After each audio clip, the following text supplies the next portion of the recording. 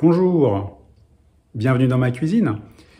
Aujourd'hui, en fait, une expérience qui n'est absolument pas au programme de collège, mais j'y ai pensé grâce à une classe de quatrième, la quatrième Rome, du collège Paul-Éluard de Vermelles.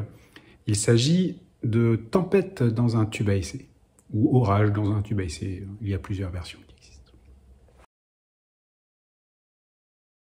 Au niveau du matériel, nous allons utiliser un tube à essai accroché ici sur une pince et une potence, ainsi qu'un bécher et un cristallisoir, pour éviter de renverser à côté.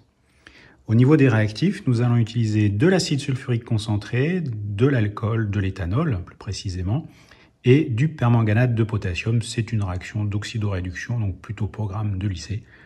Mais voilà, c'est sympathique de faire ça aussi des fois au collège. C'est l'occasion pour moi de vous montrer un petit peu du matériel qui ne se fabrique plus beaucoup, voire quasiment plus, que j'avais acheté il y a quelques années à Gelin. C'est donc de la microchimie. Vous avez ici du matériel exactement comme les grands, que vous avez souvent au lycée, mais qui est en fait en taille réduite, en taille micro. Et voilà, on retrouve tout. Les ballons, les réfrigérants, tout est là. Toute la difficulté ici est dans la dangerosité des produits. J'ai de l'acide sulfurique ici, donc à 95%. Donc effectivement, si je m'en mets sur les doigts, je risque d'avoir un trou. Donc je vais devoir en verser dans ce bécher. Comme c'est de la microchimie, c'est un tout petit bécher. L'utilité évidemment, c'est de consommer très peu de réactifs. Donc ça coûte évidemment moins cher, ça pollue moins, etc. Mais j'ai plus de chances d'en mettre à côté. C'est pour ça que je le pose ici dans le cristallisoir. Comme ça, si je verse quelques gouttes à côté, eh bien c'est dans le cristallisoir, ça n'est pas sur la table, donc ça protège. Toujours verser l'étiquette vers le haut, comme ça s'il y a une goutte qui tombe, elle ne pollue pas l'étiquette, elle ne l'abîme pas. Je commence donc par l'acide sulfurique que je vais ensuite verser dans le tube à essai. Je prends ensuite de l'éthanol qui donc ici est à 90%, alors 95% ça fonctionne aussi, 70% parfois. L'inconvénient de l'alcool, de l'éthanol à 70%, c'est que souvent il est coloré en jaune, donc ça fausse un petit peu le résultat. Là, le fait d'être incolore permet de mieux observer les résultats.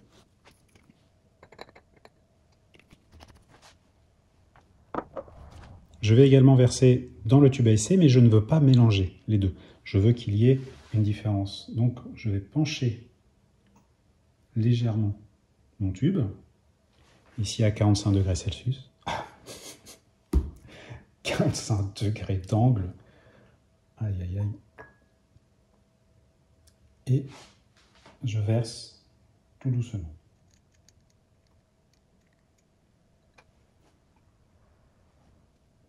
Si je regarde mon tube, je vois bien qu'il y a deux phases. J'ai donc l'acide au fond et l'éthanol qui est au-dessus. On a bien une séparation entre les deux ne sont pas du tout mélangés. Pour vous montrer un petit peu le danger de l'acide, j'en ai mis ici, j'avais une petite goutte qui coulait, que j'ai essuyé avec une feuille de papier absorbant, et donc il y a clairement un trou au travers, c'est assez rapide. Je vais maintenant ajouter mon permanganate de potassium, donc sous forme cristallisée, selon des cristaux assez connus. C'est un produit qui sert notamment de désinfectant, qui se vend en pharmacie. Quelques grains, tout simplement.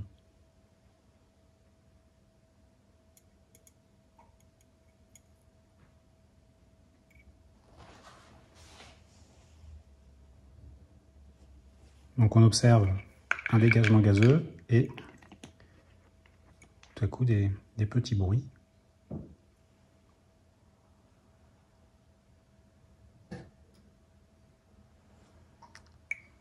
Regardez bien, l'acide sulfurique devient vert.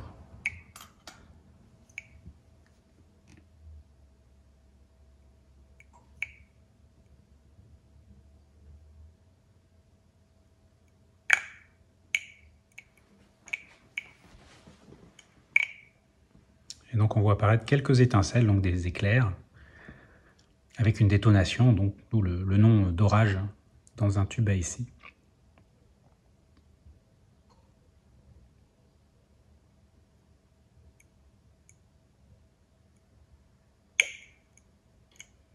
c'est une réaction d'oxydation, pour le coup non ménagée, hein, oxydation violente, puisqu'il y a explosion, entre l'alcool, qui est donc transformé théoriquement en aldéhyde, puis en acide carboxylique, mais là pour le coup directement en acide carboxylique, par le permanganate de potassium en milieu acide, donc en présence d'acide sulfurique.